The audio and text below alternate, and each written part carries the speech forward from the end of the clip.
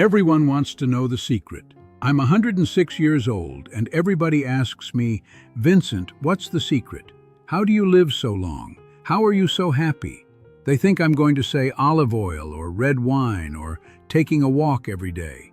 I do all those things, certainly, but that's not the secret. You want to know the secret? Come closer. I'm going to tell you something that took me 100 years to understand. The secret is, you choose. Every single day, you choose. Joy is not something that happens to you. Joy is something you decide. And most people, they never figure this out. They wait for life to make them happy. They wait for the right job, the right person, the right moment, and they die waiting. I didn't wait. I decided. And that's why I'm still here, still laughing, still grateful for every single day. Before you think I had it easy, let me tell you what I survived. My mother died when I was 5 years old, tuberculosis. I remember her coughing blood into a handkerchief. My father brought me to America in 1928 with $40 in his pocket and no English.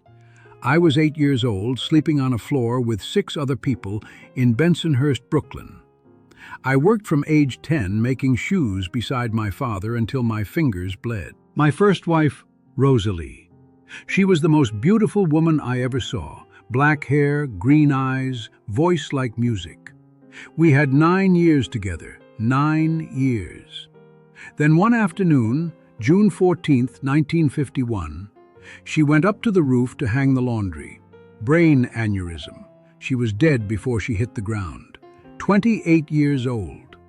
I was 31 with 2 babies and no idea how to go on. Then in 1978, my shop burned down. Everything I built for 26 years, gone in one night. I stood on the sidewalk watching 60 years of my family's work turn to ashes. I was 58. I thought, this is it. This is where I give up. So don't tell me about hard times. I know hard times. But here's what I also know. Hard times don't have to make you hard. And that's the first lesson. Write it down. Hard times don't have to make you hard. You get to choose what they make you. After Rosalie died, I had a choice. I could be angry at God, at life, at everything. And believe me, I was angry. For about 6 months, I was the angriest man in Brooklyn. I yelled at customers. I yelled at my sister. I didn't sleep, didn't eat. My children were scared of me. Then one night, my daughter Sophia, she was maybe 5 years old, she came to me crying. She said, "Papa, why are you so mad? Did I do something wrong?" And I looked at this little girl, this beautiful little girl who lost her mother, and she thought it was her fault that I was angry. That night I made a decision. I said, "Vincent, you can be angry or you can be a father. You can't be both." And Rosalie, God rest her soul, she didn't marry an angry man. She married a man who made her laugh. So I'm going to make my children laugh. I'm going to honor her memory by being the man she fell in love with. And that's what I did. Not because I wasn't sad. I was sad every day for years. But I decided that sadness wasn't going to be the only thing my children saw. They were going to see joy, too. They were going to see their father choose life. So here's what I want you to understand.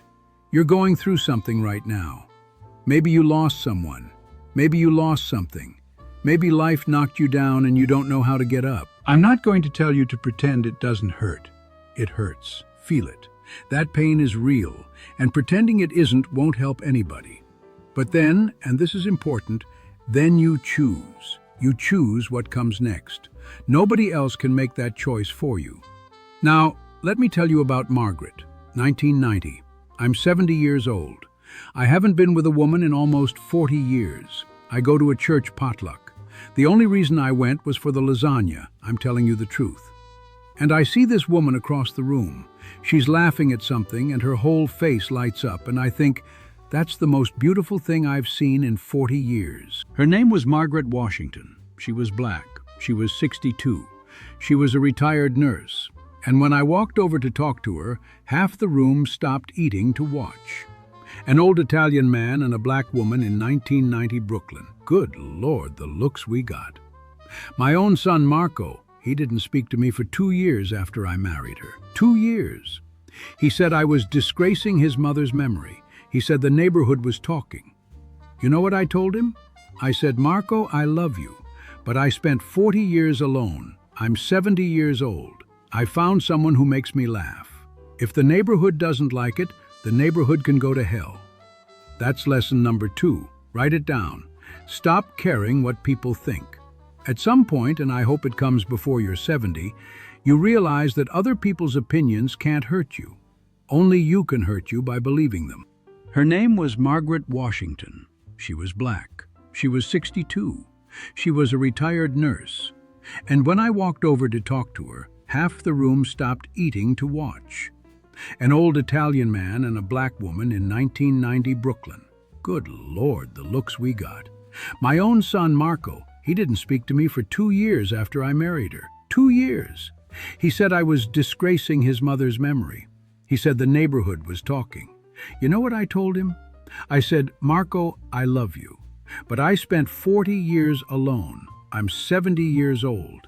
I found someone who makes me laugh. If the neighborhood doesn't like it, the neighborhood can go to hell. That's lesson number 2. Write it down.